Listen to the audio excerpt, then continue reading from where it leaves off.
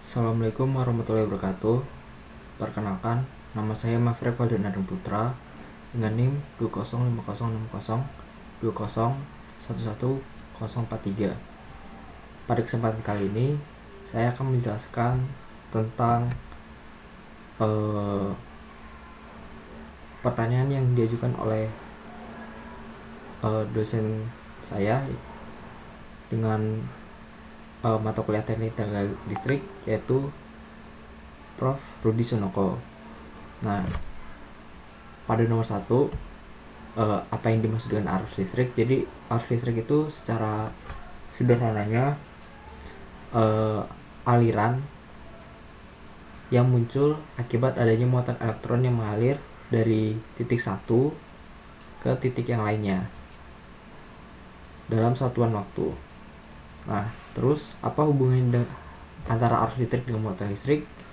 Hubungannya tuh kalau misalkan secara matematis atau secara rumus itu bisa dikaitkan dengan I sama dengan Q per T, atau kita bisa menyimpulkan bahwa arus listrik itu berbanding lurus dengan muatan, sedangkan arus listrik itu berbanding terbalik dengan waktu, seperti itu. Selanjutnya, apa yang dimaksud dengan daya listrik? Jadi daya listrik di sini tuh merupakan besarnya energi listrik yang mengalir atau diserap dalam sebuah rangkaian atau sirkuit listrik setiap detik. Nah, daya juga dapat didefinisikan sebagai laju aliran energi. Selanjutnya, apa yang dimaksud dengan energi listrik? Jadi energi listrik itu adalah sumber energi yang sumbernya itu dari muatan listrik. Jadi dia yang bisa menimbulkan adanya beda potensial sehingga arus listrik itu dapat bergerak seperti itu. Nah, pada nomor 2 ini pertanyaan itu spesifikasi saklar apa yang dibutuhkan untuk menghidupkan lampu jalan sebesar 110 watt pada tegangan rumah sebesar 220 volt. Berapakah energi yang dibutuhkan lampu selama dihidupkan dari jam 6 sampai jam 6 pagi keesokan harinya. Nah, kita punya ada 220 volt, 110 watt dari jam 6 sore sampai jam 6 pagi, berarti ada 12 jam. Nah, yang ditanyakan itu kan energi yang dibutuhkan sama spesifikasi saklar apa yang dibutuhkan untuk menekan lampu jalan sebesar 110 watt pada tegangan rumah sebesar 220 volt. Nah, untuk menjawabnya itu kita ditulis dulu diketahuinya dengan daya 110 volt, voltase atau tegangan 220 volt, waktu yang dibutuhkan itu 12 jam atau 43.200 detik. Nah, yang ditanya dari energi dari jam 6 sore ke jam 6 pagi, maka jawabnya I sama dengan P per V, berarti 110 per 220 itu jadi 0,5 ampere. Nah, setelah mencari arus listriknya itu baru ke mencari si usahanya. Nah, didapatkan itu usahanya 4.752.000. Nah, karena kita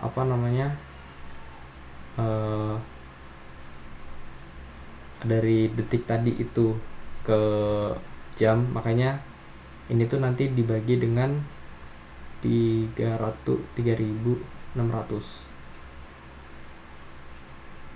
Nah, makanya itu hasilnya 1320 watt hour seperti itu.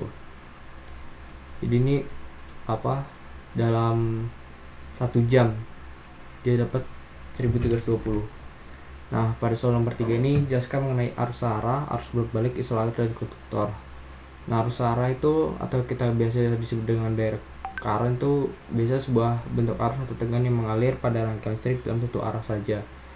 Biasanya arus arah ini banyak digunakan pada kabel-kabel tiang listrik seperti itu. Jadi dia arusnya searah. Nah, ketika ingin menyuplai ke rumah-rumah itu baru dikonversi menjadi arus bolak-balik seperti itu.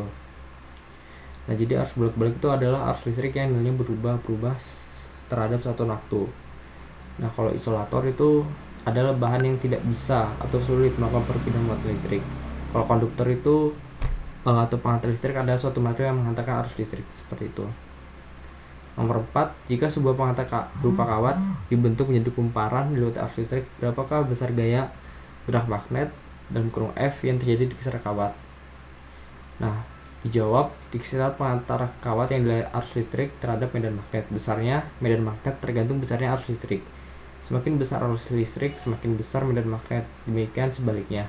Biasanya medan magnet tergantung dari jarak titik yang ditinjau. Semakin jauh, semakin kecil medan magnetnya. Demikian sebaliknya. Nah, nomor 5 ini, sebuah pengantar listrik dilalui listrik 4 ampere. Pengantar ini berbentuk kumparan yang melilit sebuah inti besi sebanyak 4000 lilitan. Inti besi yang dililit panjangnya 25 cm dengan luas penampang 12 cm kuadrat dengan permeabilitas bahan 0,02. Yang ditanyakan itu berapa besar kuat intensitas medan magnet pada inti, berapakah kuat medan rapat flux pada inti, berapakah flux magnet pada inti.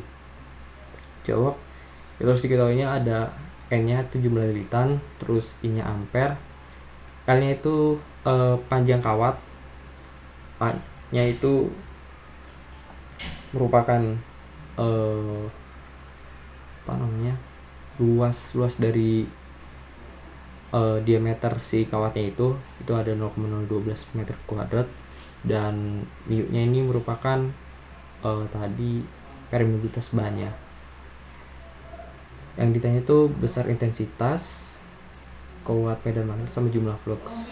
Nah, untuk yang intensitas itu kita bisa pakai rumus yang ini, nanti didapatkan hasilnya 640.000 ampere lilitan per meter. Kemudian yang B nya itu atau kuantum medan magnet itu Q0 kali H, mana Q0 itu merupakan si itunya tadi, didapatkan nanti jadi 49,024 kali 10 pangkat 3 dengan satuannya namanya Gauss. Nah, yang terakhir ini jumlah flux itu medan magnet dikali dengan diameternya, maka didapatkan fluxnya segini. Mungkin sekian yang dapat saya sampaikan. Mohon maaf apabila ada kesalahan kata. Terima kasih. Wassalamualaikum warahmatullahi wabarakatuh.